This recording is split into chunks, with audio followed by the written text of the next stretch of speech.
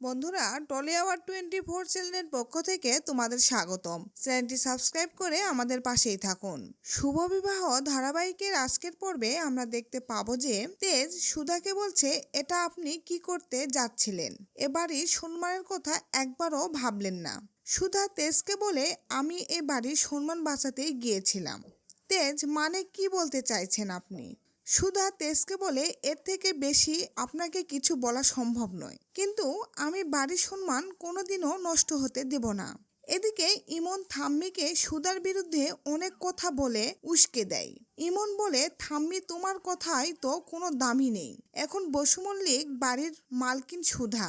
থাম্মি সুধার ঘরে গিয়ে তেজের সামনে সুধাকে অপমান করে, কিন্তু সুধা কোনো কথা বলে না। থাম্মি চলে গেছে। তেজ সুধাকে বলে, আপনি চুপ করে থাকলেন কেন?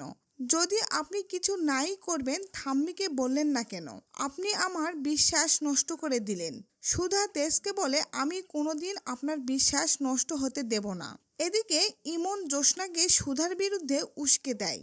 ইমন জ্যোৎস্নাকে বলে, সুধা যেমন তোমার থেকে তোমার ভালোবাসা কেড়ে নিয়েছে, তুমিও সুধার সংসার ভেঙে তছনছ করে দাও। ইমন তার আর তেজের কিছু পার্সোনাল ছবি দিয়ে বলে, এগুলো তোমার কাজে আসবে। সুধা উজ্জ্বলকে বলে, জামাইবাবু, আপনি চিন্তা করবেন না। এবার আপনার আর দিদিভাইয়ের সম্পর্কটা ঠিক করার দায়িত্ব আমার। সুধা আর উজ্জ্বলকে কথা বলতে দেখে তেজ সুধাকে জিজ্ঞেস করে, কি কথা বলছিলেন উজ্জ্বলের সাথে? সুধা তেজকে কিছু বলে না। এদিকে জ্যোৎস্নার শাশুড়ি আসে। থাম্মি জ্যোৎস্না আর উজ্জ্বলকে বাড়ি নিয়ে যেতে বলে। জ্যোৎস্না কিছুতেই যেতে চায় না।